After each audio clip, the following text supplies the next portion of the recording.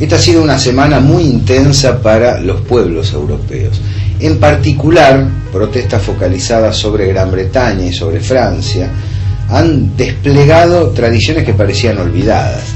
Más allá de las explosiones observadas en los años 60, sobre todo en el país galo, lo cierto es que desde la Segunda Guerra Mundial para aquí, Plan Marshall mediante, pero también con políticas de ampliación de los mercados internos, Europa tuvo pueblos relativamente adormilados. Esto no se compara con América Latina, donde hay que estar siempre atento para no perder consumo ni perspectivas de vida. Hay que luchar mucho por los derechos, entonces hay organizaciones sociales y populares muy desarrolladas ante las necesidades que plantea la situación económica general. En Europa, el estado de bienestar, que se expandió desde el fin de la Segunda Guerra hasta el presente, ha tenido como resultado una vida relativamente apacible, con vaivenes que no están relacionados estrictamente con lo social y con niveles de vida relativamente importantes. Queremos marcar algunas paradojas que se observan en este proceso. Una de ellas es el origen mismo de la crisis. Es cierto, hay teorías acerca de la sobreproducción, hay teorías en derredor de un flujo de capitales equívoco sobre distintas zonas del planeta, pero queremos centrar en una de las causas que se nos ocurre innegable, y es que la economía estadounidense se está llevando cargada a la economía capitalista del planeta. El despliegue de una moneda emitida de manera continua sin respaldo, algo que los liberales siempre nos criticaron a los argentinos, sobre todo los argentinos nacionales y populares, que consideramos que la emisión es una herramienta tan buena o tan mala como cualquier otra según la circunstancia en la cual se la utilice, son los que están prohijando determinaciones de ajuste para resolver la crisis impulsada por los grandes centros de poder. Sobre todo los Estados Unidos, por lo que estamos señalando, y los centros de poder financiero, que han acelerado el despliegue del enriquecimiento por encima de la capacidad productiva de los lugares en los cuales se produce ese enriquecimiento. Hay una ilusión básica que se da desde el proceso de financiarización mediados de los 70 hacia adelante, en la cual el billete, el dinero, el fetiche que enmarca mercancía, produce más dinero. En realidad, la riqueza la producen los seres humanos a través de su trabajo. Esto es válido para un motor, es válido para un astillero, es válido para el arte y la cultura. En modo alguno, esa labor humana aparece relacionada de manera directa con el billete, como si el billete estuviera representando riqueza en sí mismo y no la representación de la riqueza. Todo esto ha originado un déficit fiscal monumental en los Estados Unidos de Norteamérica, que está damnificando a la economía global, y una capacidad de enriquecimiento de las corporaciones financieras que está muy por encima de las capacidades productivas de los pueblos europeos. Indudablemente hay una contradicción entre lo que se está haciendo ahora a nivel macroeconómico en Europa y lo que se hizo para desplegar el continente a pleno durante 2 centurias, tanto en el viejo continente como en Estados Unidos. En realidad, todo el asentamiento del despliegue del Producto Bruto Interno en esas regiones estuvo vinculado con el crecimiento de las economías locales, con el consumo y con la participación del Estado en la regulación de ese desarrollo, contrariamente a lo que nos sugirieron durante mucho tiempo a nosotros acerca del libre juego de la oferta y la demanda y la no intervención del Estado, que constituyen indudablemente un mito para la economía, una suerte de falsedad repetida tantas veces que hay muchos que todavía la creen. Frente a esto llama la atención el modo de resolución.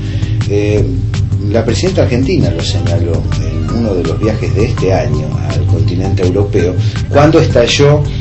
la crisis en Grecia. Ella señaló que las políticas para el despliegue de una economía vinculada con la sociedad tienen que ser activas, es decir, un Estado que intervenga, no para quedarse con toda la economía,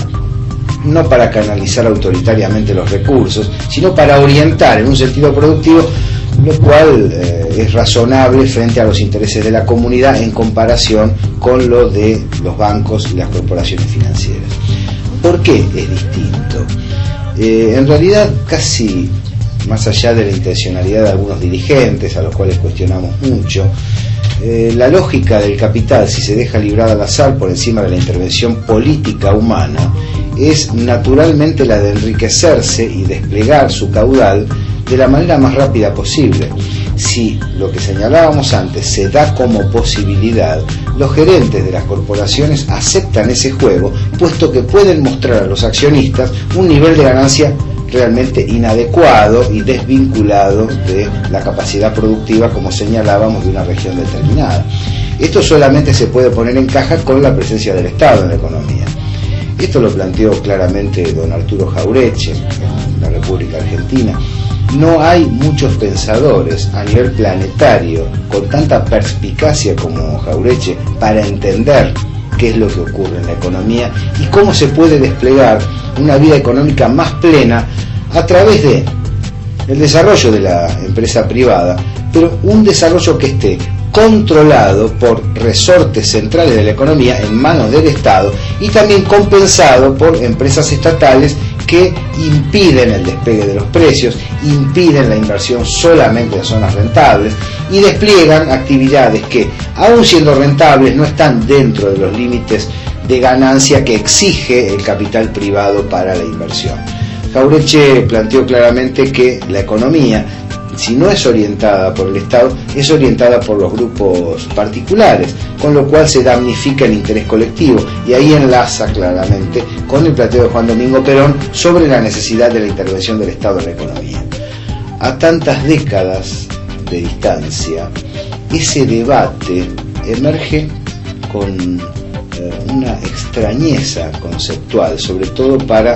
las facultades de ciencias económicas, para la academia, para los expertos. Fíjese usted, mientras el liberalismo, el capitalismo, en su fase más condensada, más liberal, más radicalizada, se planteó como el fin de la historia y se planteó como el despliegue de la razón humana en términos absolutos, como el único modelo posible, el socialismo real se planteó como una posibilidad integral de controlar la economía a través del Estado con un sentido social. No era mala la intención original. Estos dos elementos de debate tuvieron a lo largo de los años un fuerte prestigio en lo académico y en lo político. Yo recuerdo haber tenido en la Escuela de Periodismo, en la Universidad Nacional de La Plata, a un profesor de economía que nos decía: sean liberales, sean marxistas, pero sean honestos. Y yo pensaba, claro, nos está diciendo no sean populistas porque implicaría ser deshonesto. El desprestigio académico de la tercera posición no guarda relación con el vigor que cobra hoy ese despliegue económico en nuestros países, donde América Latina, el UNASUR, es la mejor prueba de ello. Y además, como si eso no fuera suficiente, el emerger de China, que por un lado mantiene una intervención estatal plena, pero por otro lado abre el juego a la iniciativa privada, condensa, a modo de economía mixta, un despliegue que vincula el interés particular del ser humano con el interés social, controlado por herramientas que estén relacionadas con la elección desplegada por los ciudadanos o por partidos políticos que están vinculados con el interés profundo de la colectividad. En ese sentido, vale la pena precaverse siempre de lo que queda bien, precaverse de los prestigios